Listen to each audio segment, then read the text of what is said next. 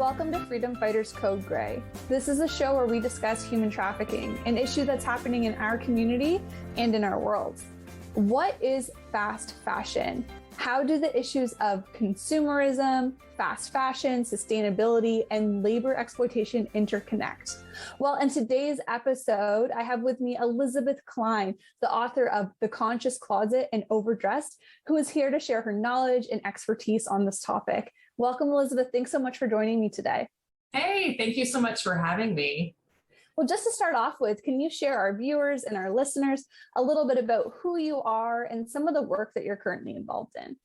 Yeah, absolutely. So I'm a Brooklyn-based journalist. As you mentioned, I've written 2 books on the fashion industry, and my interest in fast fashion and kind of like how our clothes are connected to global issues, sustainability, labor rights, really started just with my personal experience with shopping. I used to be a really big cheap fashion addict. I had over 350 items of clothes at some point, and had no idea where they were made, under what conditions they were made in. Didn't really have a strong grasp of their environmental impact and their human rights impact. And I just started to really dig into that story. And here I am 10 years later, still writing about this subject because it's fascinating, but I also think it's just really important. A lot of people don't realize that the fashion industry is a $2.6 trillion global industry. It's one of the most globalized industries. Hundreds of millions of people make their livelihood in this industry, from cotton farmers to textile mill workers to garment workers, and of course, retail workers. So it's just a really, really big and important industry. And I'm excited to just talk more about the implications and what's kind of going on behind the scenes in the industry. What's really interesting to me as I'm hearing you share is you said that, at one point you were a cheap clothing addict, and then you started doing some investigation and looking into this, and then it's become, a decade or more of writing and advocacy. Yeah. What was it for you that began to ask those questions about where your clothes were sourced? How did you just shift that mindset from being a consumer to, I'm going to dig into and ask questions about this issue? Yeah, so when I was in college, which is a very long time ago now, I was in school 20 years ago, but I did a lot of anti-sweatshop activism in school. And then when I moved out into the workplace, started my career in journalism, that's when the whole fast fashion phenomenon started taking off. Like really, we started seeing really cheap clothing, really fast trend cycles, and clothes that would have once been out of reach to the average consumer, like wearing something that was fresh off the runway, was suddenly available to everyone. And I got really sucked into that, as did like a lot of people. I thought it was really interesting that, being someone who knew some of the issues associated with fashion production, that there is this long history of exploitation in fashion, that even I had gotten kind of roped into this new pattern of buying and was not asking these bigger questions of like, wait, how is this stuff so cheap? Where is this coming from? What are the people's lives like who are making this stuff? So I knew that if I was, kind of lured into this cycle and not asking these questions, it had to be true of a lot of other people. And it was, and Overdressed kind of helped to start that conversation again of where is our clothing made? What are the impacts of this new way of provisioning fashion?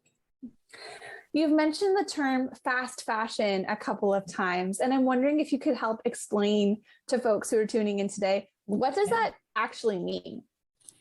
Yeah, I hit on a couple of key features already. Fast fashion at its most fundamental is, clothing that is produced quickly and cheaply, typically to kind of capitalize on a fast moving trend. So, 15 years ago, there were only 4 seasons in fashion, if you can believe it. And now there are no seasons in fashion. There are new products, new trends emerging every single day. And the pioneers of fast fashion are usually considered to be brands like H&M, Forever 21, Zara, these companies that really put out a lot of trend-driven clothing.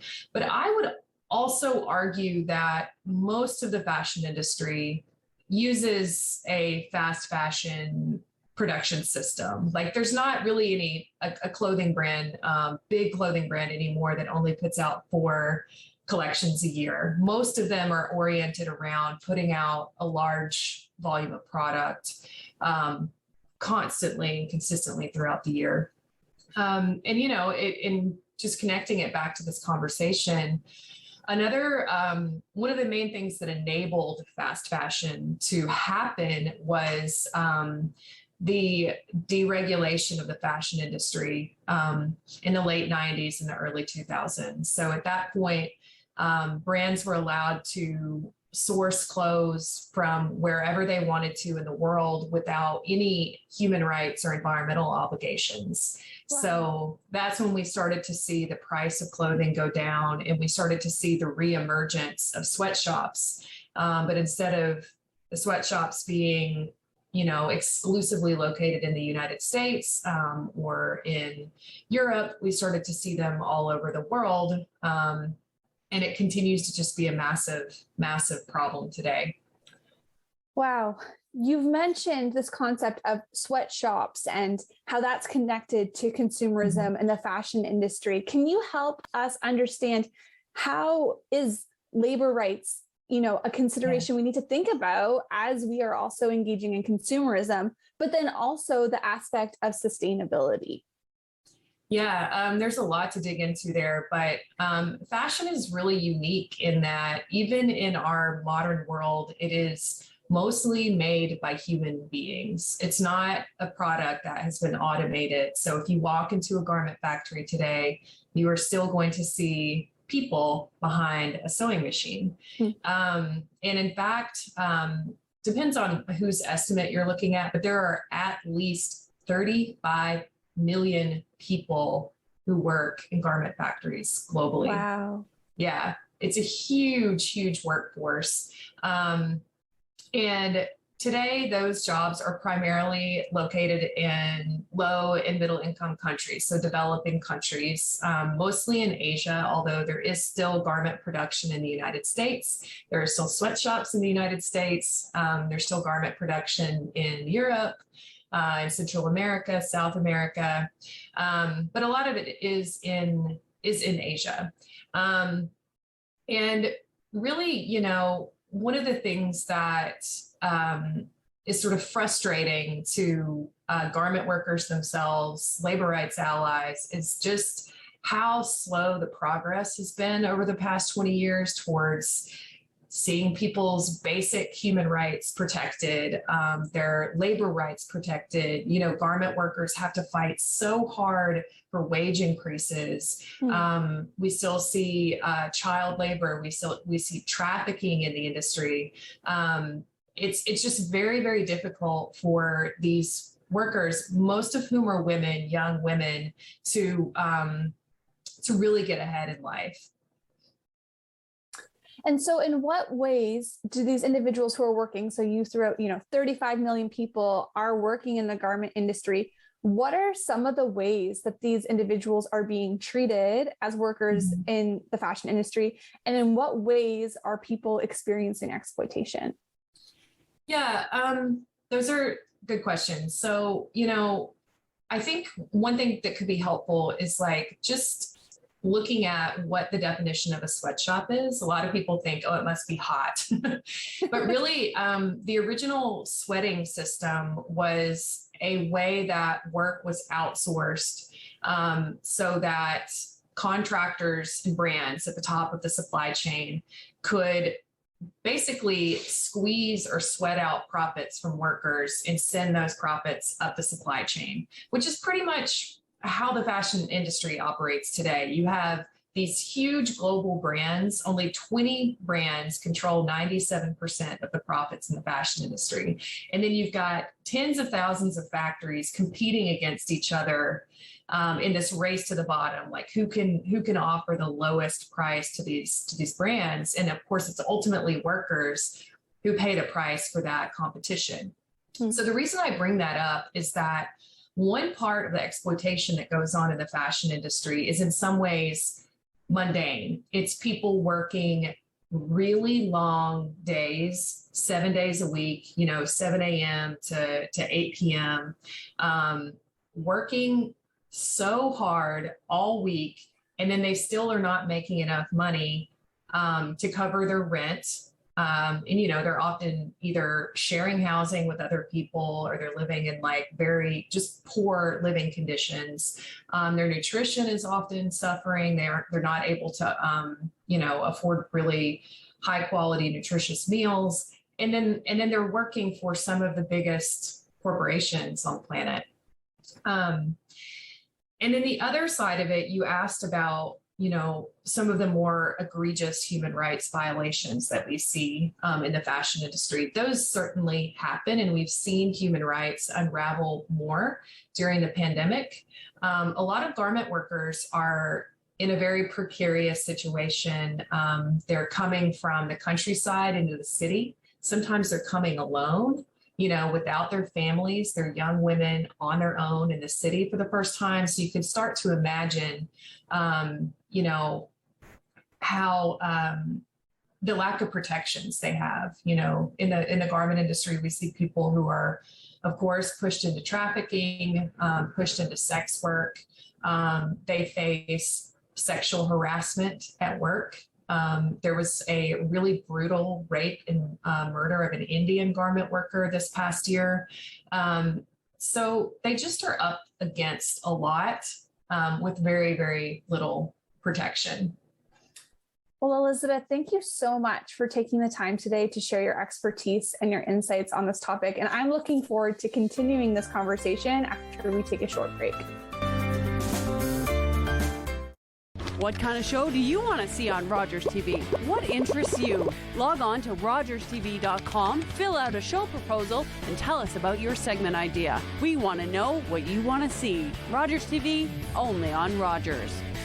We're creating space for change, progress, equity, reform. This is a call out, a shout out, a reach out to help small businesses, charities, and organizations that support equity deserving groups. Let's promote progress by promoting your brand. We're all in. Dedicating our production resources and media platforms to shine a light on your brand. Apply now at allinforequity.ca. Allinforequity.ca.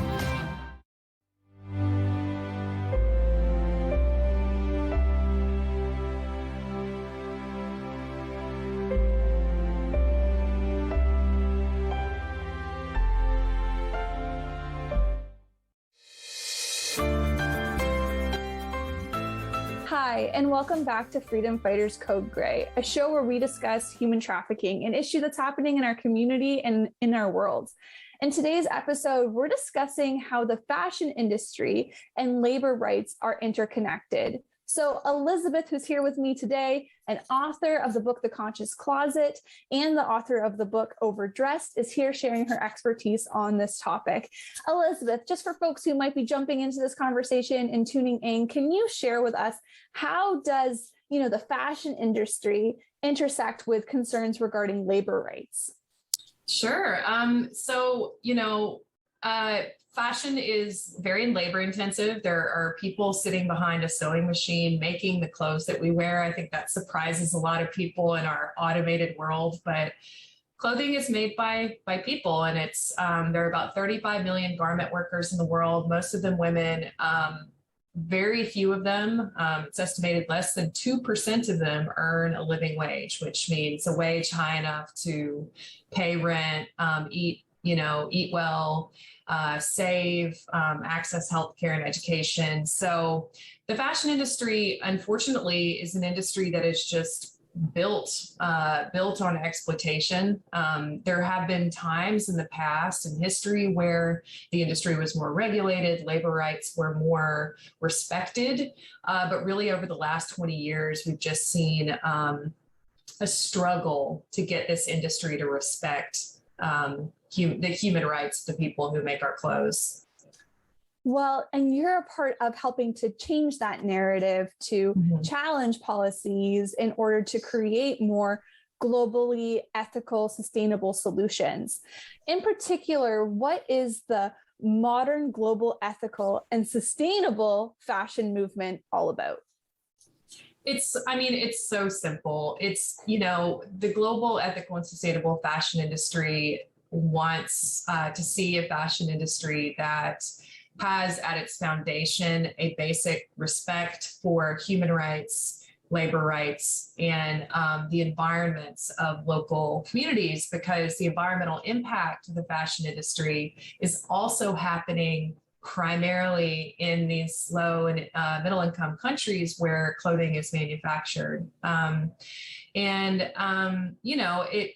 It ranges from the fight for living wages. People are really working hard to make sure that, including garment workers, this is very much an allyship movement where we're supporting unions, in Bangladesh and Pakistan and Vietnam, where people are trying to fight for better wages and a more humane pace of work. A lot of garment workers are just still working 6 or 7 days a week, long hours. They're forced into overtime. If a big order comes up and a fashion brand says we need that on Monday and it's Friday, well, guess what? You're going to be working all weekend.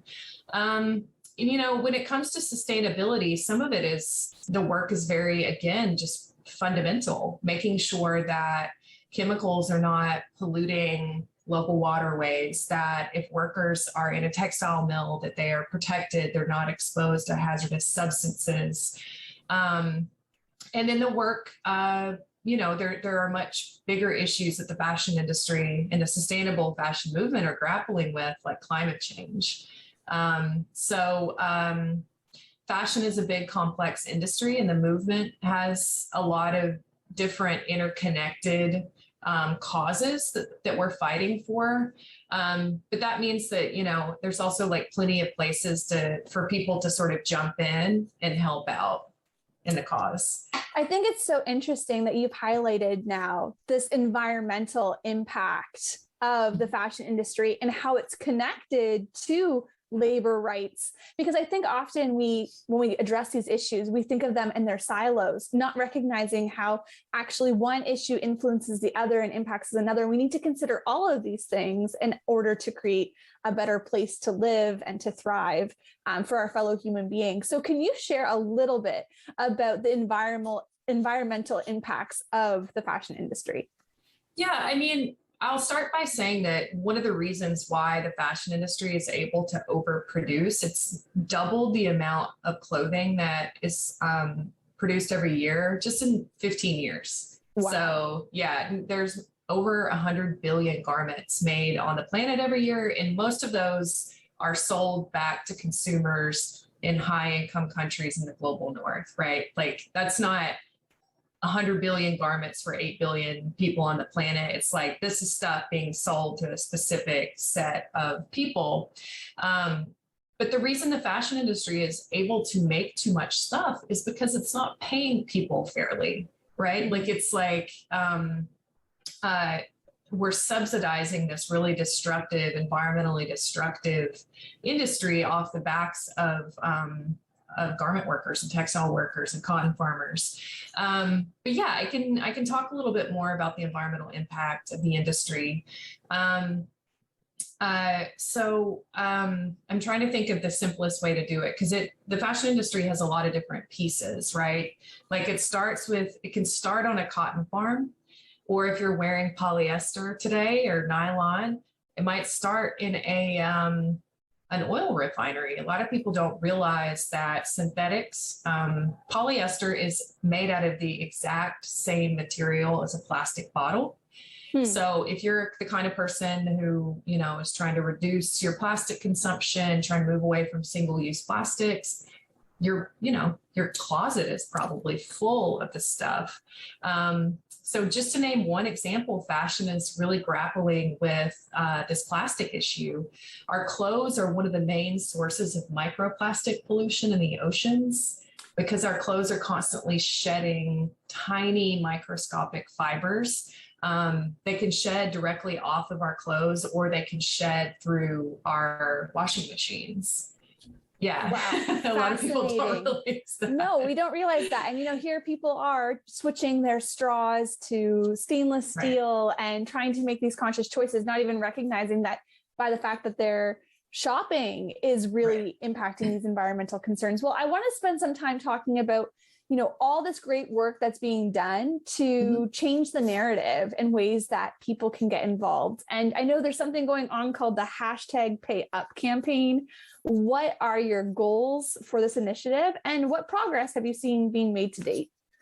Yeah, so PayUp started at the very beginning of the pandemic. So it started in March of 2020 when brands canceled orders to their garment factories without paying for them. And these were clothes that had already been either entirely manufactured, so they had already been made, or they were in the process of being made.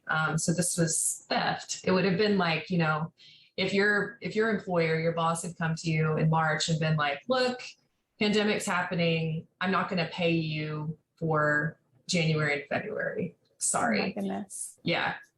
And it was an incredibly large sum of money. It was $40 billion in canceled orders. So that's where we started.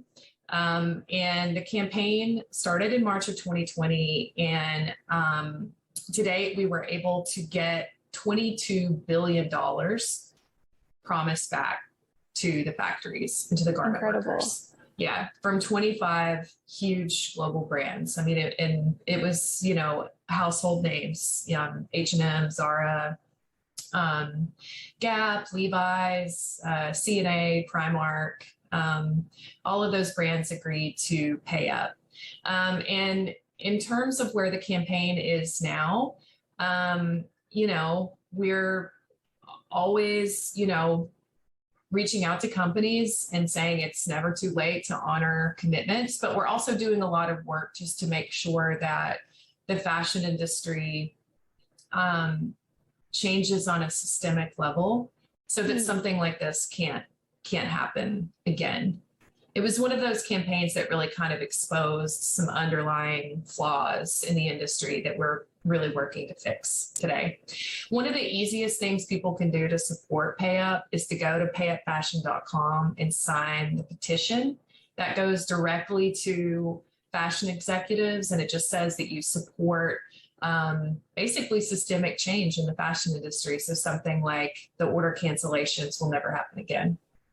Payup.com. I love that. Just a tangible way. Payupfashion.com. Payupfashion.com. We'll make sure that we have that in the episode link as well as in the bio so people can get involved and participate in helping change this story.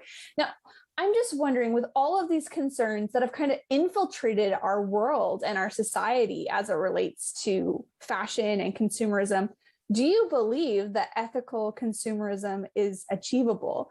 And what do you think needs to shift in our society in order for there to be a more sustainable and ethical fashion industry?